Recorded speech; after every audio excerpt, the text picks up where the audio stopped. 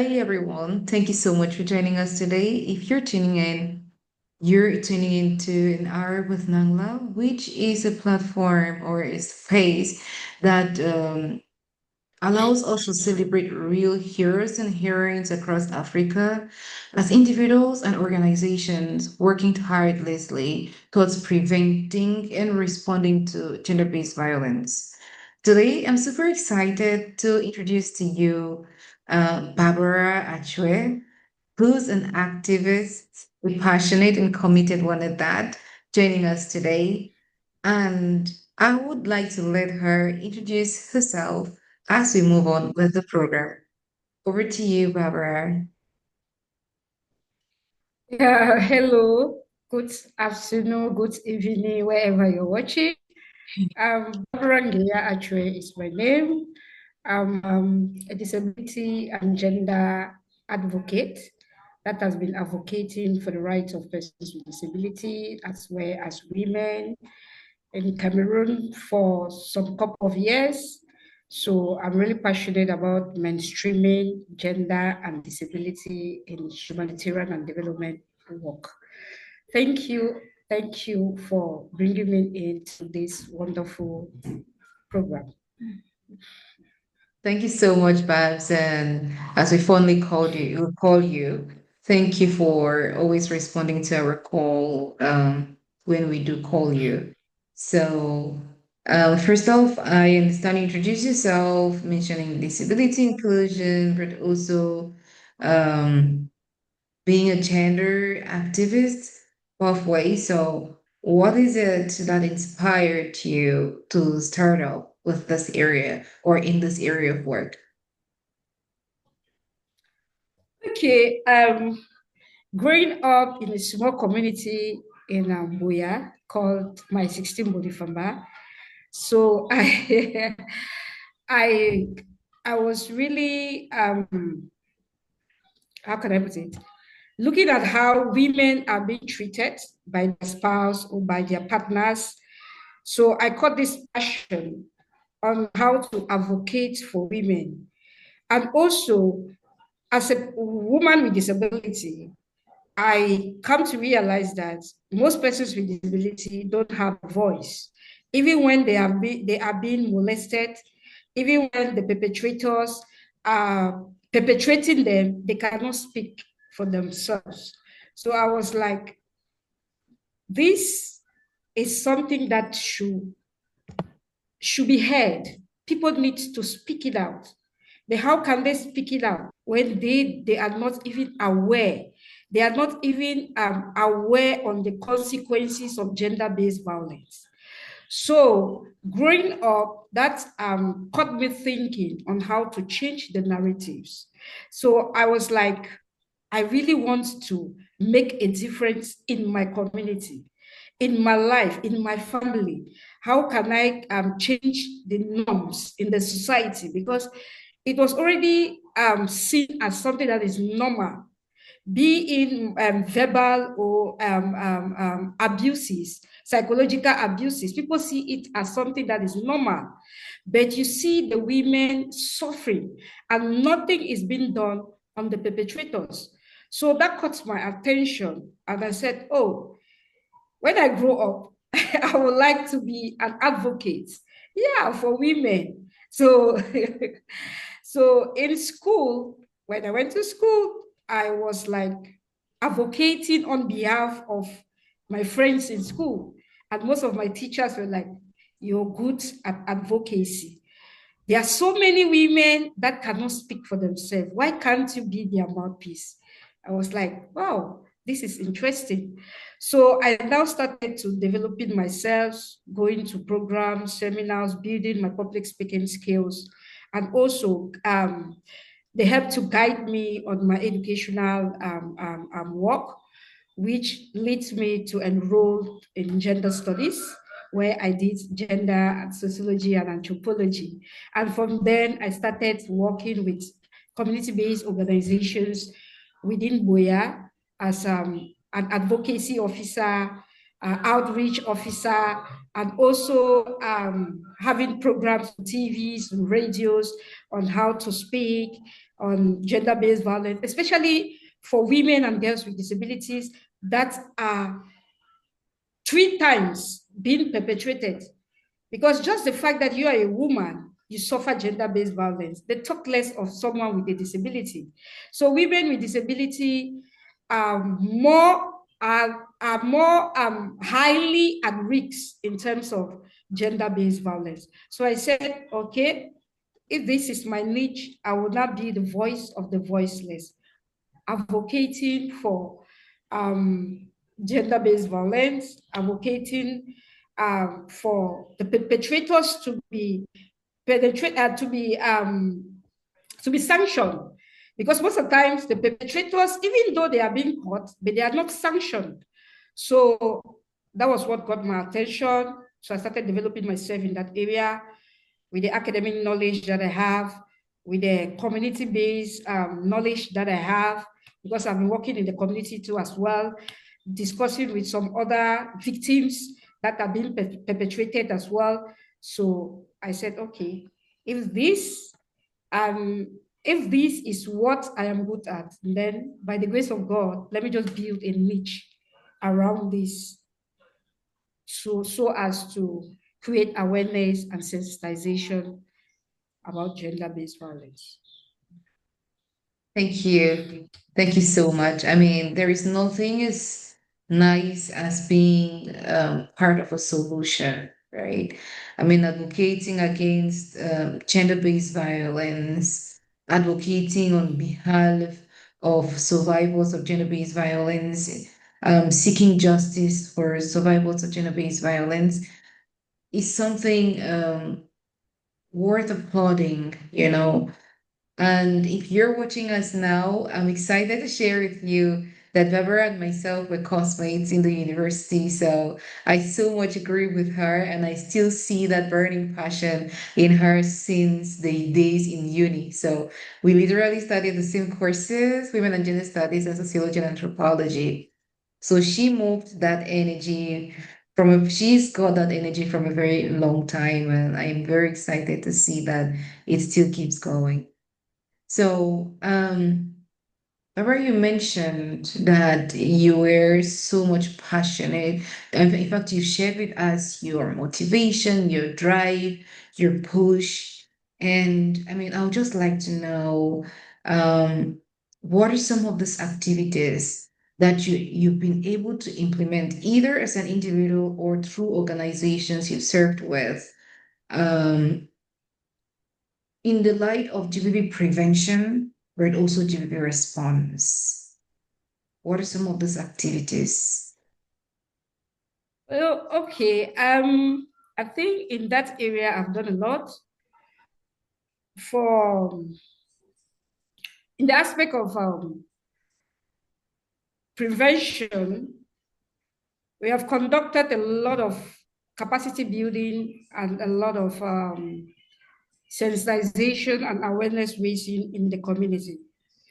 So we usually organize programs where we go to the community, we talk with some of these women groups, be it in the church or at the community level, where we discuss on the effects of gender-based violence and also what gender-based violence is all about.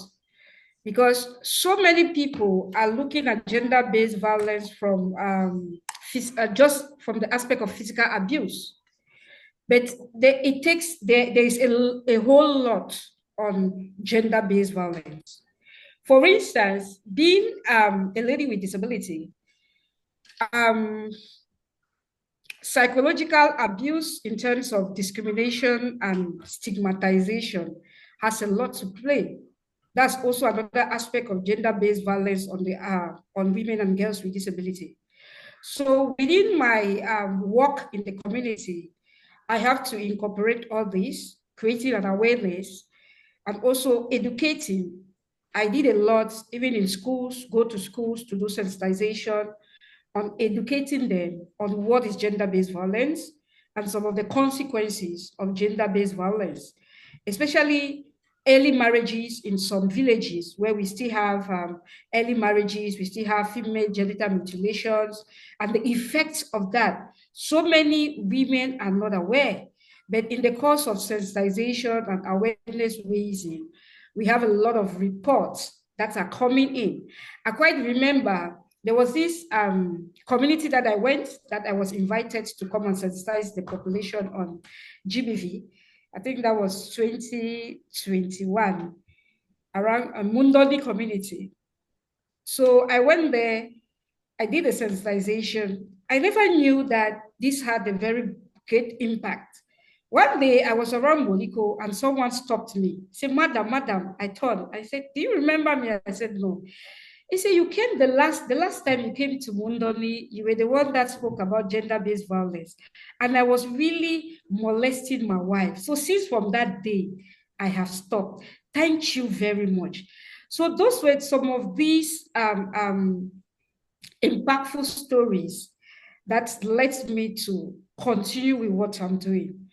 And also in terms of responding to gender-based violence, I have developed the capacities from over 50 NGOs and UN agency staff on inclusive reporting mechanisms. Because most of the reporting mechanisms that we have are not disability inclusive. And as I mentioned, women with disability, women and girls with disability are mostly impacted in terms of gender-based violence. So if they face these consequences and the reporting mechanisms that are being put in place are not inclusive, how will they report? So I have conducted trainings for over 50 UN agencies, NGOs, and NGO staff on inclusive reporting mechanisms. And this has really created a great impact in Cameroon. And an example is CBC, where we had a joint project, we had a project with them, and also PCRS, where we also had a project with them to develop an inclusive referral pathway. So if you have this document, most of these are referral pathways are disability inclusive. So in terms of prevention and the rest, I've been working, and so far I've been doing a lot on that, as well as mainstreaming disability, both in gender and GBV response. Perfect. Perfect. That's a lot of work. That's a lot of work being done there. So, in addition to this, I know that on a global scale, in the area of work you've been doing, I mean, knowing you personally, I know that you facilitated the development of key policy documents, not just at the level of Cameroon alone, but even out of Cameroon.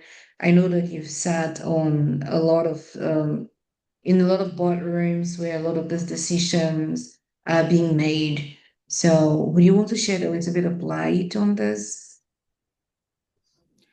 Okay, since 2022, I have been involved in the review and development of some key policy documents in Cameroon in respect to mainstreaming disability inclusion.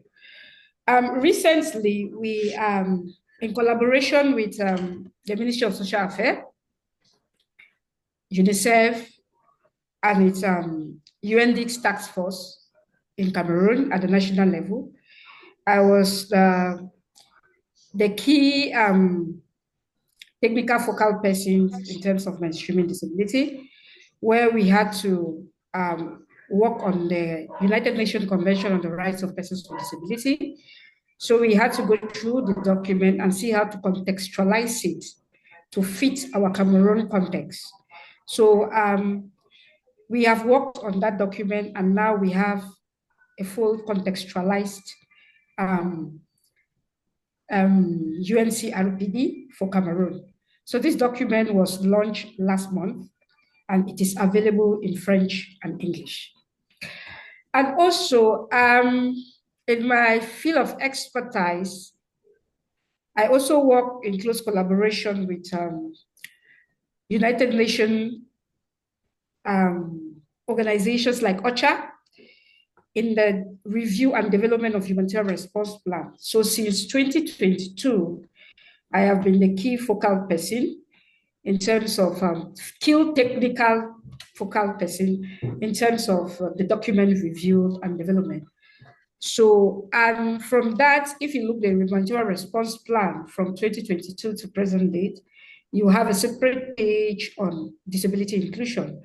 So before the development of the document, I have I attend the meetings, monthly meetings with OCHA and other UN agencies, and I also build the capacities of all the sectors, be it education, gender, health, nutrition, and the rest, on how to mainstream disability within their work. And so far, even in the aspect of data collection, I work with the information management system, information working group, sorry, at the level of OCHA, where I also train them on inclusive data collection tools so as to better capture disability inclusion in the multisectoral need assessment tool. And also, in collaboration with the National Institute of Statistics, we work in order to review all the questionnaires and ensuring that the Washington Group short set of questions is well reflected on these questionnaires. Because if these are being reflected, then we'll have data on persons with disability that will help to guide when we are developing the humanitarian response plan. So from 2022 to present date, I've been fully involved in this process at the national level, where I work as the key technical person to better mainstream disability in this document. And also, I've been involved in consultation meetings, like the EU. During the EU, I've also involved in consultation meeting to discuss on how to better mainstream disability, where I carry out presentations and key discussions on guidance notes, on key takeaways, on simple checklists on how to better mainstream disability. And also for ECHO, I participated and I've been involved in the discussions on how to capture disability in terms of proposal development. So I've been involved in all those processes at the national level. Nice. This is so great to know. I mean, um, it's true that many times implementation takes just another turn, unlike having the papers, the documents, the policies in place. But again, um, sitting on those tables is quite a good thing because you have the experience and you're able to inform those processes. And it's just super interesting to know that you're that much passionate and you're that willing to bring about the change and be part of the solution. So again, I just wanted to find out, have you been able at any point in time to maybe see if have you been able to, I mean, from your personal perspective, has there been any changing trends in terms of persons with disabilities exposure or vulnerability to gender-based violence? Do you think the prevalence rate is increasing or is it at a decrease? Uh, Talking about the prevalence rate in terms of gender-based violence for women and girls with disability, it's increasing. Yeah, I will just use a simple example. In the conflict regions, Yeah. where we have this issue of, I don't know, the far north, the Boko Haram crisis, and northwest and southwest, there has been an increasing rate on GBV. especially women and girls with disability. How and why? Okay, when we are in the community and there is an attack, most persons without disability, they will flee. But those, for instance, use example for someone with hearing impairment, he or she doesn't know what is happening. What do you expect? She will be there.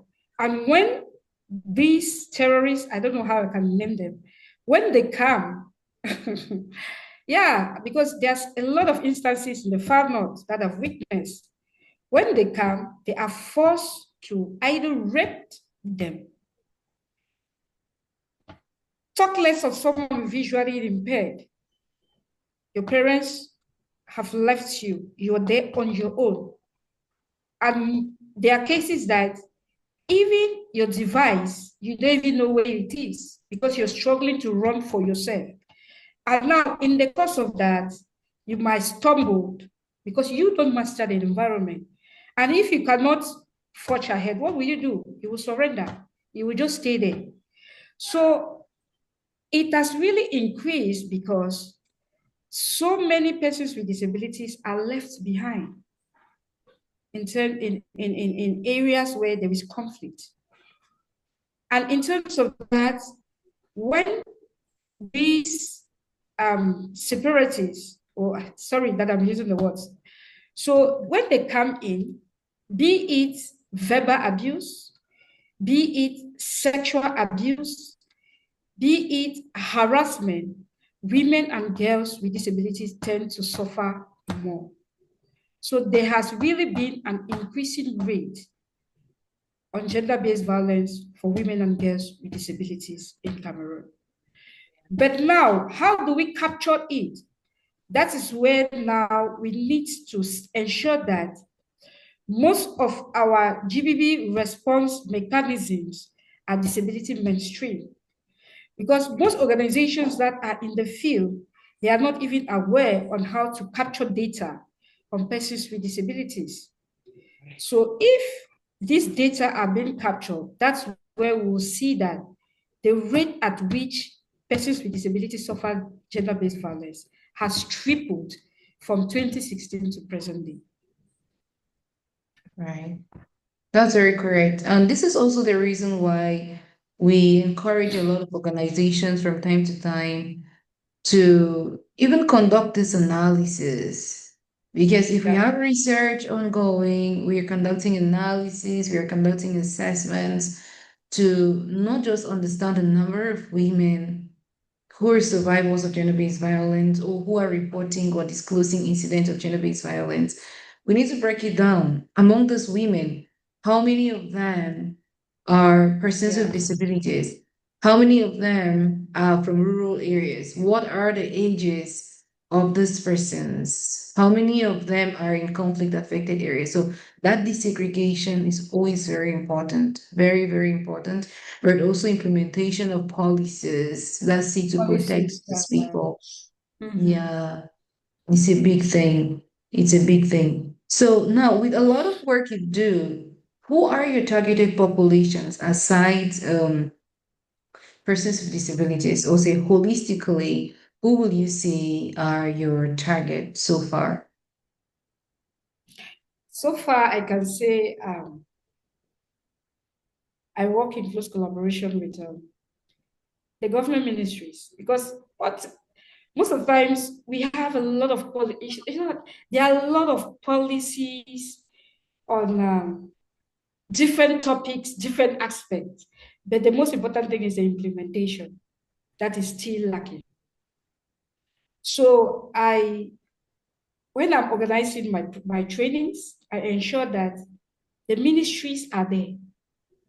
These UN agencies that are there to develop. Because if you look at the reporting mechanisms, if you go through some reports, you will see that most of them are saying the same thing. We were working in the east, we were working in the far north, we did this, we did that. But when you go to the field, the reality is different. It's different. So some of them are just there to tick the box, just to have the name or to have a resort area. that this resort area will focus on GBV. But what is happening? I was in the East for the refugee response. We look at so many women in the camp are suffering from GBV. But what are the organizations doing? They will tell you they have shared dignity kits for women, for victims, for this. But is that really what they need? So I work in close collaboration with UN agencies as well, with OPDs, that's Organizations of Persons with Disabilities, and also national NGOs to build their capacity and as well support them in terms of mainstreaming disability and gender in their work. And looking at the aspect of, let me come back to the prevalence rate. Let me just use this scenario. Mhm. You know, there is high level of GBV for persons with disability because most of them cannot report. And you know, in the course of us having lockdowns, some of our caregivers are the ones perpetrating us. So take for instance, if we have like 1 month lockdown and the caregiver that is with me in the house is the one perpetrating me. Yeah. Look at this scenario.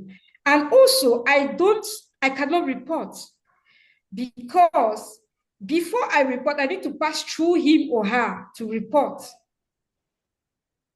So these organizations, what are they doing in ensuring that persons with disabilities can report such cases? Right.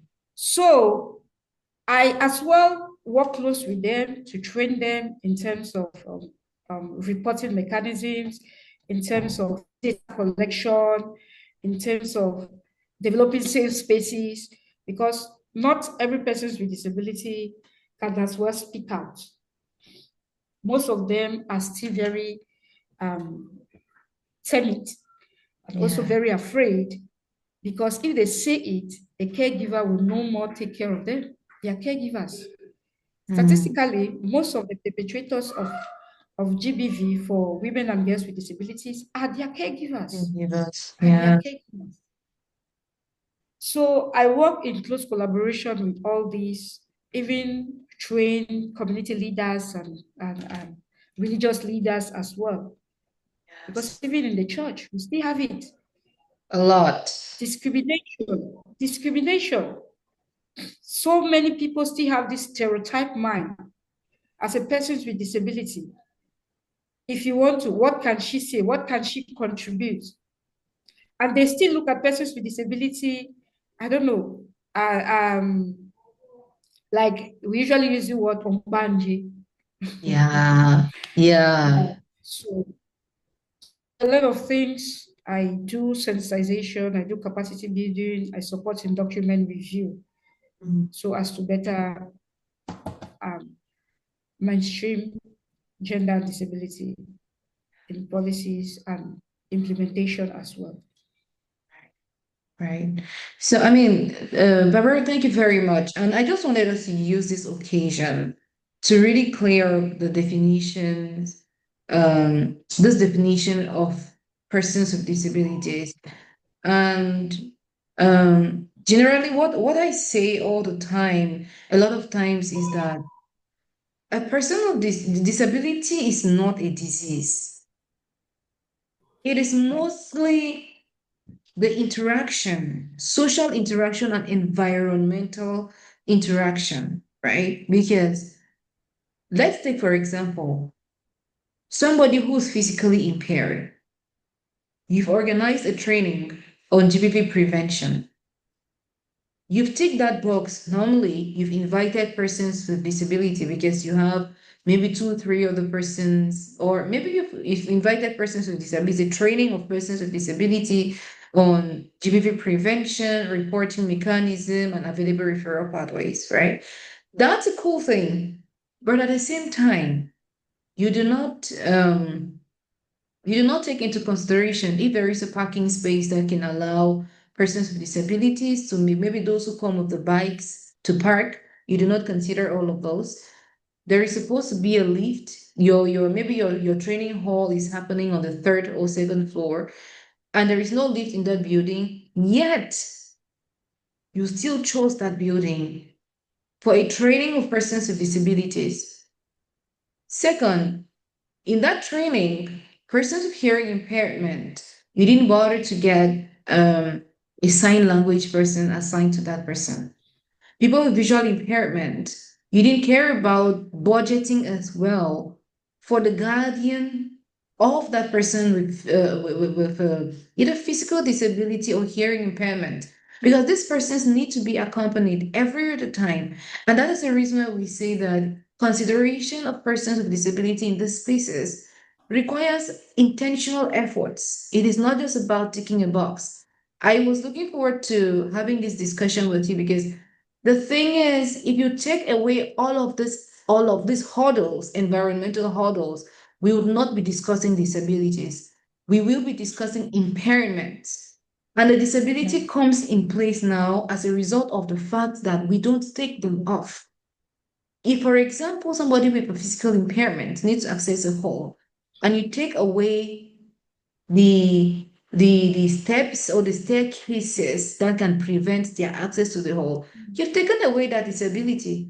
They can have a physical impairment which might be biological, or maybe they might have, gotten that as a result of a medical condition or so. But in our case, we need to make sure that we take away all of those factors, those barriers that get to reinforce um, disability. So Barbara, in this case, what has been your experience in this GBV space, especially in line with taking into consideration or including persons with disabilities in interventions, maybe capacity building, maybe Mhm. technical support and assistance? What has been your observation generally?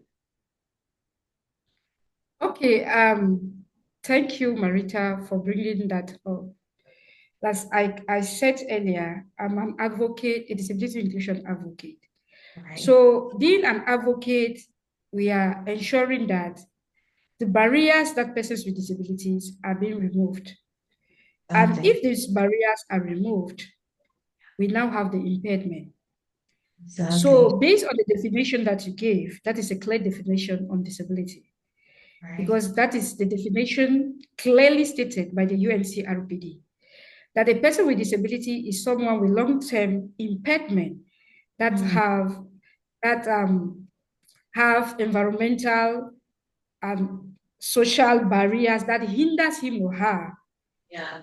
from participating on an equal basis with others in the society. So Exactly. disability now comes in when we have these barriers that hinders us from participating. But Yeah. when these barriers are being removed, there is Mhm. nothing like disability. That's Exactly. why you cannot say disabled person. No. Before the disability, there is a person. So you use the word persons with disability or a person with disability, not like um, disabled person, Right. because this disability can be removed. Exactly. It can be removed. And we have Yeah. instances like in the Western world, by the Mhm. grace of God, I visited some countries in Europe. And if you see their level of inclusion, you see that us here in Africa, especially in Cameroon, we are still beeping. Yeah, Yeah. we are still beeping. I Yeah, like because that. we need to create that conducive environment that everybody can navigate despite your impairment. So now the impairment is something that you can do nothing with it. You cannot. Barbara with physical impairment. There is nothing I can do with the impairment. But Yeah. the limitation now comes when I have these barriers that limit me from participating on an equal basis with others. So now, in terms of GBV prevention and also capacity building and the rest, you mentioned about staircases and yeah, if we know that we want to organize a capacity building for GBV prevention, And we need to have participants that are persons with disability. We need to take into consideration reasonable accommodation and accessibility, which is very, very important. So accessibility talks about um, building of ramps where we can use in cases where there is staircase, and also the lift, and Yeah. also these automatic doors. You know, there are some Mhm. doors you want to enter, it opens itself. Those are Yes. accessible doors. Yes. Someone with a wheelchair, Mhm. can easily roll in without the support of anybody. That's what we Right. talk about accessibility. Right. So in organizing your capacity building program, the hotels, how accessible are they for persons with disabilities? Also, we look at the aspect of reasonable accommodation. Reasonable accommodation are the necessary adjustments that are being put in place for someone with an impairment to participate on a given activity. For instance, we are organizing a capacity building and someone with hard of hearing needs to participate. So the reasonable accommodation is a sign language interpreter for him to participate well in that program. For visually impaired, a personal assistance for him to participate. But this reasonable accommodation are just for a period of time, because Yes. after the program, we will no longer take care of that cost. So for us to make our response more inclusive, we have to take all these into consideration. And also talking about GVB response, we mostly focus on referral pathways. Mm. How inclusive are they for all the different types of impairment? Yes, we have done all the talking, we need to respond. So the responses, the mechanisms that we are putting in place to respond, how inclusive are they? So we need to take all these into consideration so as to better mainstream disability inclusion in GBV response. I don't know if I answer your question. Perfectly. Perfectly. Perfectly. I mean, these are things which we are using again this platform to push for this advocacy. Already, like Barbara said, the prevalence rate of gender-based violence amongst women and girls with disability is at an increase, is at a rise. So this again is a call for service providers to provide this targeted support towards this vulnerable group of persons. And that starts off with having a clear understanding what the definition of living with a disability or means. Like what does it mean to be a person with a disability? As a society and as a community, what is our role in taking away that disability in a way that allows persons with disabilities to take, part in our sessions, in our activities? We've seen places, for example, you talked about the emergency contexts. Sometimes you say we are distributing dignity kits, point A, and there is a river that people need to cross before getting to that distribution point.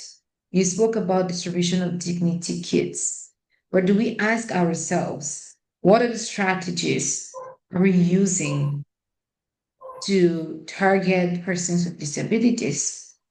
Are they even identified? Can they access our distribution points? Can they access our information? We are sharing information on the radio. Can people with hearing impairments get that message on we are passing over the radio? We've invested a lot on radio and TV, produce kits. Mhm. Can persons with hearing impairment listen to that message? We do a lot of investment on IEC materials, information, education, and communication materials. The question is, would persons with visual impairment be able to read that? And if they can't, what other method are we using? What other medium? And again, I want to say these people have very structured. If you listen to Barbara a while ago, she said there are organizations and associations of persons with disabilities. So how are we leveraging the existence of these groups in ensuring that they have equitable access to awareness raising information? So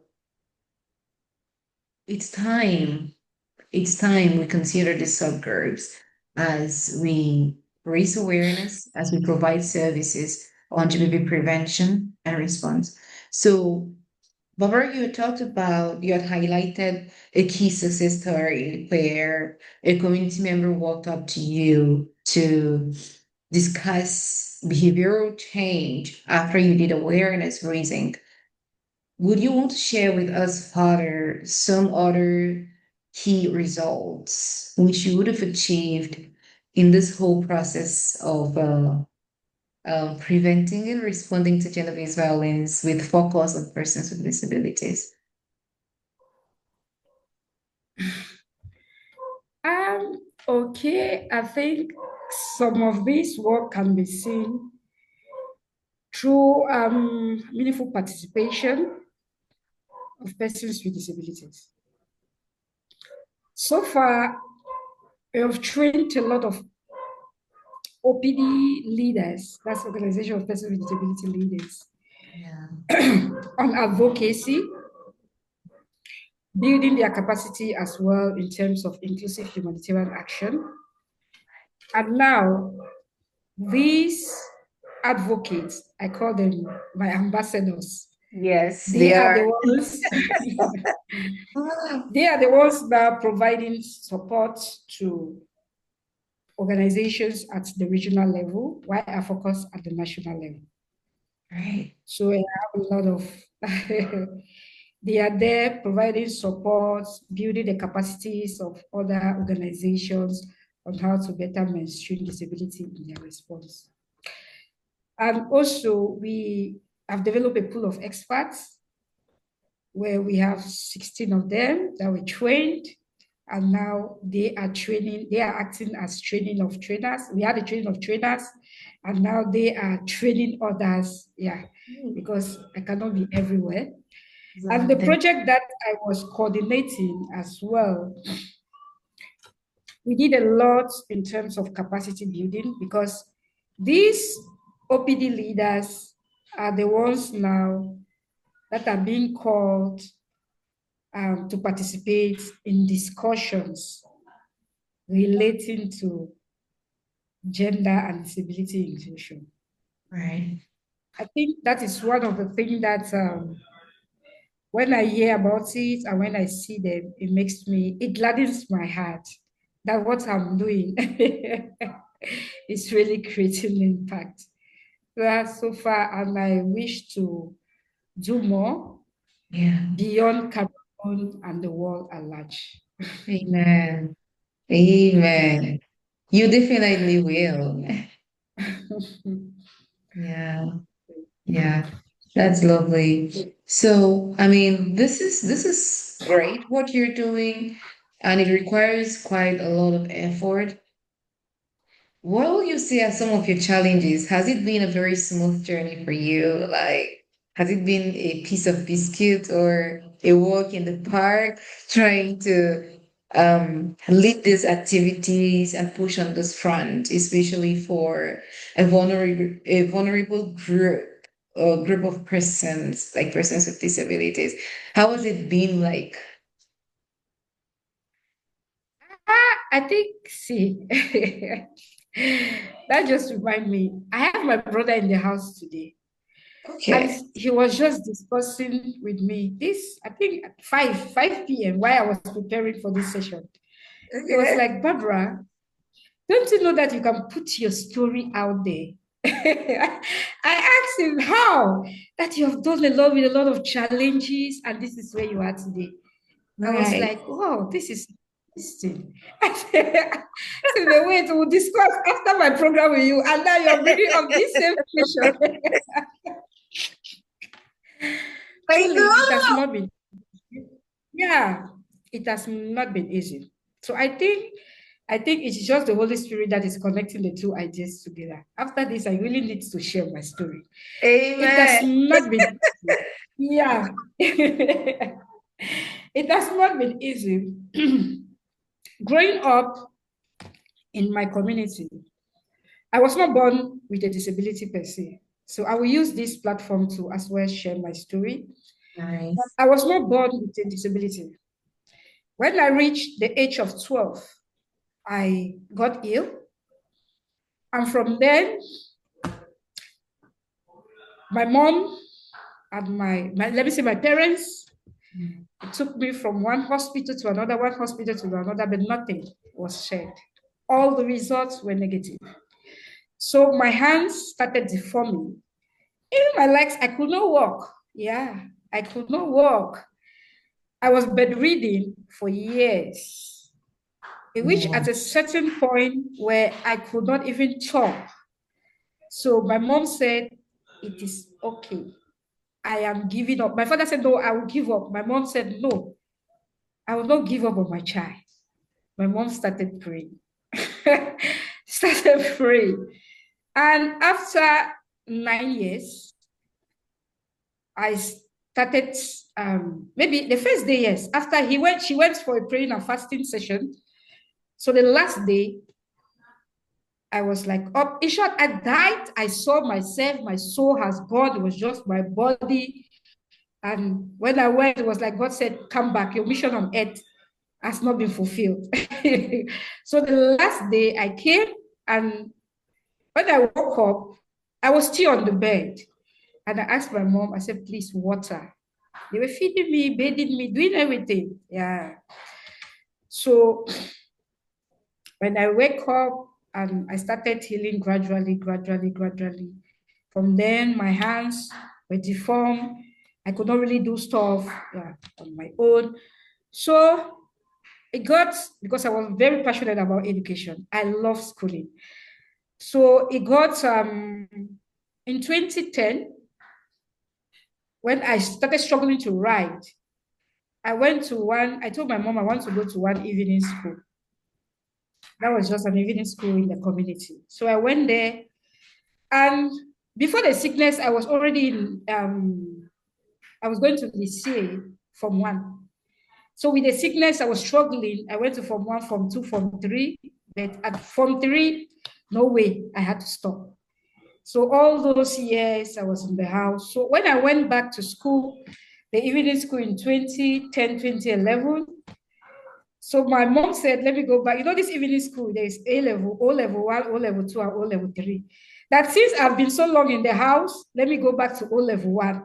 I said, but I've been to secondary school before. At least let me just go to O level 2. Yeah. So I went down, to O level 2.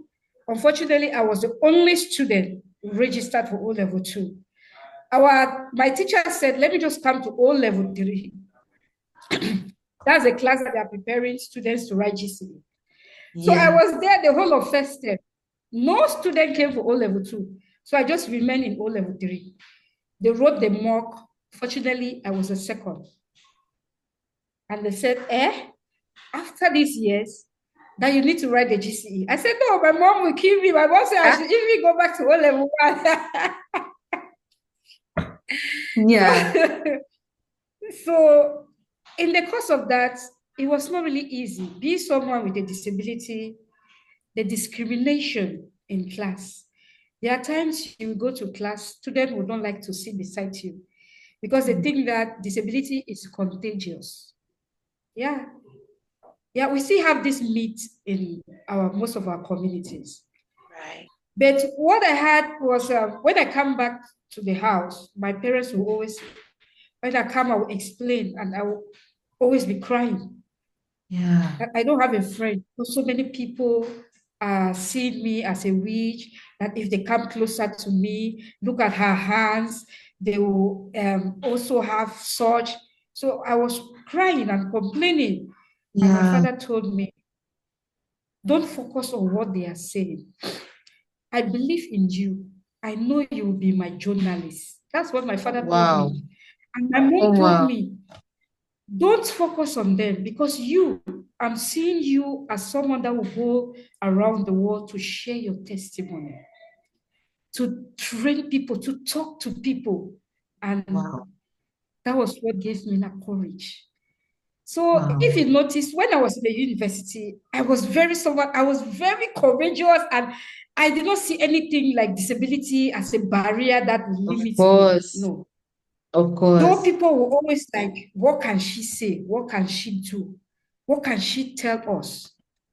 So it was really challenging. I needed to find myself.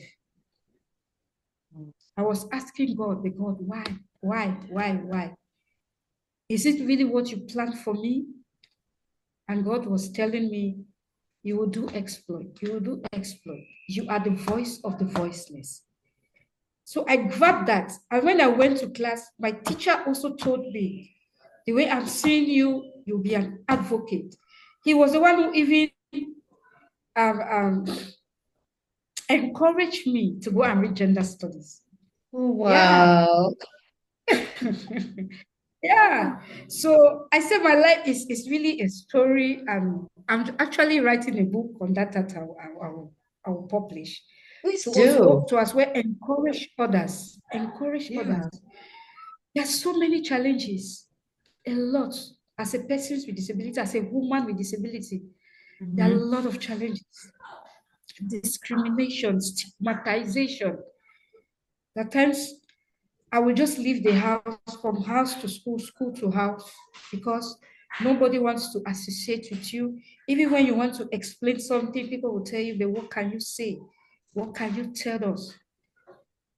So, but by the grace of God, so far, I have focused on the positive side, not on the negative. Right. Even till now, there are still challenges.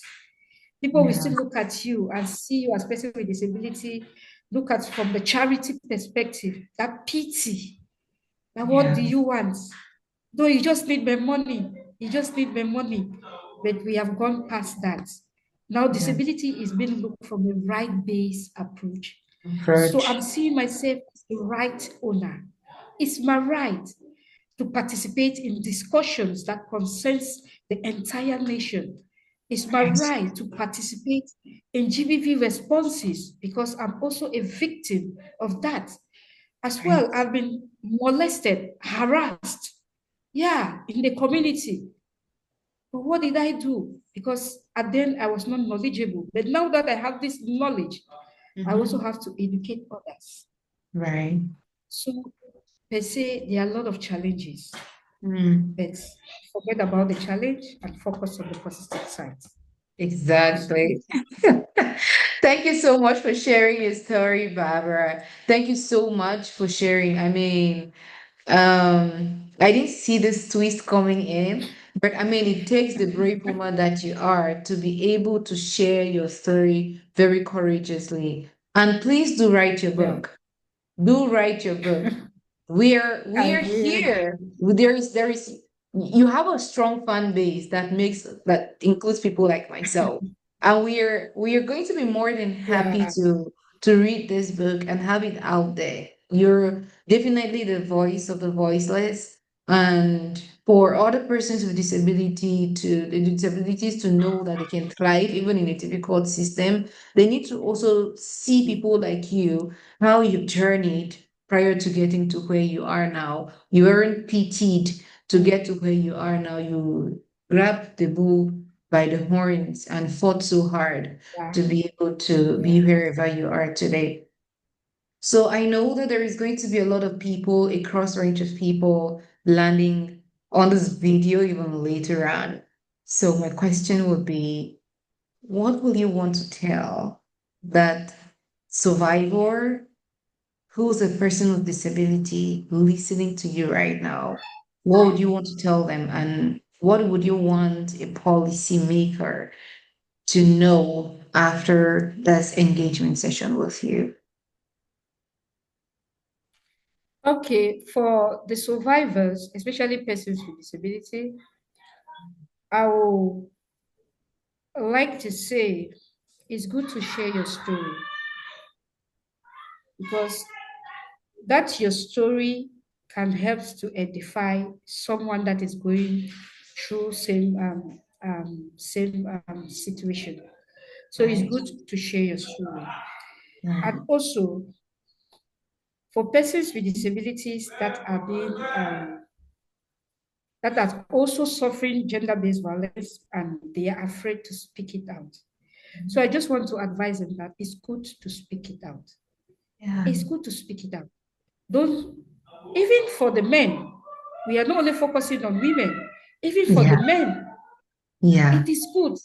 Don't take it, no, I'm a man, I'm a man. If I say this, what will the society, what will they look at yourself? Yeah. Because there are a lot of consequences on GBV. For Right. instance, someone might abuse you. When Yeah. you come back home, that insult will run through you and Mhm. you might be demoralized. And Right. that's when the mental issues that comes in. Right. So it's always good to speak it out. Right. Speak it out. Um, Contact those that are responding to GBV. Have Right. referral pathways. If you Mhm. cannot pass through someone, go to these referral pathways and report. It's always good Right. to report so that the perpetrators should be arrested. Mhm. And for others that are watching, per se, I can say disability, they usually use the word disability is not inability. Yeah.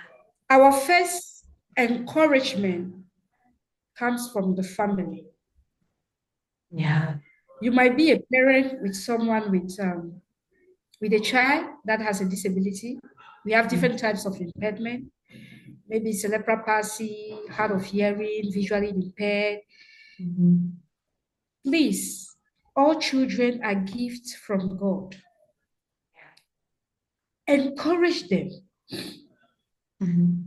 build their skills, discover what they are good at, Mhm. and develop it. Encourage them, send them out. Don't catch them in the house. Right. Because I had a scenario when I was doing community work in Moliko. I met Mhm. one mama. That girl was suffering from cerebral palsy. The woman will always lock the girl in the house. Right. And also, the woman said she wants to take the girl to the hospital for sterilization. No, it is not good. We also have a voice, we also have a right as persons with disability. A lot of persons with disability are being caged in the house. Mhm. But we forgot to know that these persons have potentials that can be explored. Right. For the society, stop looking at persons with disability from a charity perspective. Mhm. As Mhm. no, they are just there to receive gift. No, I can say no, categorically no. Yeah. Mhm. Persons with disabilities are right owners. Involve them in all discussions. Based on the SDG, they said, leave no one behind. So Right. in everything we are discussing including persons with disabilities. So we are encouraging meaningful participation for all impairment and in all discussions, be it humanitarian and development responses. Mhm. Thank you very much. Okay. Thank you so much, Babs. And that brings us closer and closest to the end of today's session. I mean, before we part our ways, do you have any parting shots? Would you have a thing to say or two before we call it off? Ah, what can I say? I usually use my code leave no one behind. Right. In whatsoever you do, in Yeah. whatsoever you say, leave no one behind. Right. And Right. also, it's not only about talking, take action, then the impact will be seen and lessons will be learned, then stories will be shared. Thank you very much. Thank you so much, Babs. That's a perfect one. That's a perfect way to wrap this up today. So we are going to be matching words with actions because words alone do not bring about the change. So again, it's an opportunity for me to thank you for the great job and the great work you've been doing at the various levels, right down to the community, reinforcing people's capacities and uplifting people with disabilities to see beyond their disability, but also to face life even with much more hope. Once again, thank you very much for taking part in today's session. For you joining in, my name is Marita Nankeng, and thank you so much for hanging in there.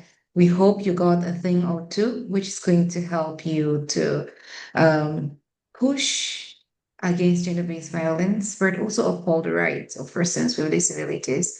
Thank you very much for following through. And we've come to the end of today's session, and we look forward to seeing you in subsequent editions. Thank you very much and bye. Thank you. Bye. Bye.